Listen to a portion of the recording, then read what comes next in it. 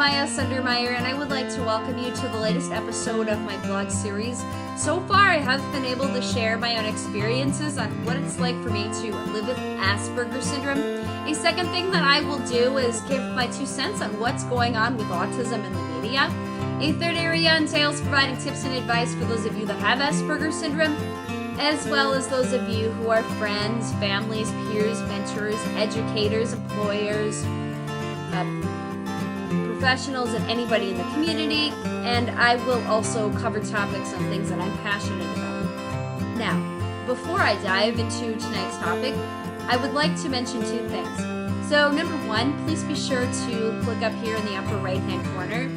This is a TEDx talk by Daniel Wendler, and he is a young man who was diagnosed with Asperger syndrome while he was in high school and learned social skills during the very same time.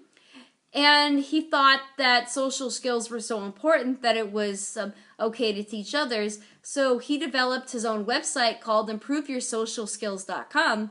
And you can listen to his story right here on TED. I also would recommend that you listen to my interview with Daniel Wendler that I had done on the 11th of February, 2016. When I went to the Matthew Reardon Autism Conference to listen to Dr. Grandin's keynotes. And you can find those in my archives. A second thing I would recommend is that you check out my written blogs on WordPress.com. And you can find those under helloworld240.wordpress.com. That's helloworld240.wordpress.com. And as a heads up, those are more scholarly or practical application type blogs. So please be sure to check those out. Now, what I would like to do is give my tips and advice for those of you on the autism spectrum. And I think it really ties into my last blog. And what I wanted to do is mention that last time I posted my blog, I had spent my birthday alone and I was rather sad about it. But I also mentioned that just because nobody shows up, it doesn't mean that they hate us or that they're not interested or that they're prejudiced. It just means that they're busy with their own lives, and along with a lot of other really good reasons. And I wanted to give some tips on that, and I wanted to say that I came up with this after I decided to look a little further into the nuances and unwritten social rules of our society, and especially when it comes to birthdays. So what I decided to do was look at one website, and I thought that their information was really helpful. And these are some of the tips, and of course you can find more of them down in the information right here on YouTube. And I wanted to mention what they've said. So the first thing that they suggested is that we don't have to have great big parties like in She's All That or in 10 Things I Hate About You.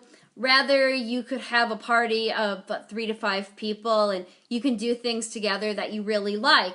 Like, number 1, you could get together and have a Dungeons and Dragons type party. You could get together and watch How to Train Your Dragon, or you could get together and watch movies or videos on TED, or you could toss a volleyball back and forth. And that's one thing. The second thing that I'm going to mention out of my own mouth is, no, you don't have to be an extrovert to have a party. You can have a small amount of people over. A second thing that they suggested is that you would need to get a feel of how many people are interested. Like, as you know, Thanksgiving is coming up. Let's say that I wanted to have a Thanksgiving dinner party. And I know in my heart that a lot of people are going to be with their families, or they're going out of town and whatever. And let's say that I wanted to invite people over for a dinner party, and I suggest that we have a potluck. And so what I'm going to do is I'm going to walk around or shoot emails. I'm going to send out a special type of a calendar where people can sign up and say, hey, I'm available these dates, but I'm not available this date. And what I'm going to do is gather that information, and I am going to create an invitation and send it to those people. And I'm going to pick a date where the most people can get together. And what I'm also going to do is send them the invitation at least 3 times at 3 different points or 3 different periods before and before the party. And what I'm going to do is I'm going to send it 3 times, once before, like way in advance, the second time maybe halfway through, and the third time is closer to the date. And each time I send it, I edit it, and I mention what I want them to do. Like one of them is, I need 1 person to bring green bean casserole. I need 1 person to bring a green salad. I need 1 person to bring the mashed potatoes. I need 1 person to bring a unique dish that I've never seen before. So it goes on and on and on. And another thing that you want to do when you invite people to things is, like in my case, when I invited all of my colleagues to get together and go out to dinner after my birthday, or after work, I invited them last minute. And the thing I've learned, never ever invite somebody last minute. You want to plan ahead, and you, again, want to find out their schedules. And another most important thing is you want to make sure that everybody can get together with you for your birthday, even if it's not on your birthday. And that's a big one. Another one that I've learned, that if you want to plan a party, you don't have to decorate. You only need to do what you have to, like vacuuming your carpets. You also need to figure out what your budget is, and don't buy more than you're going to need.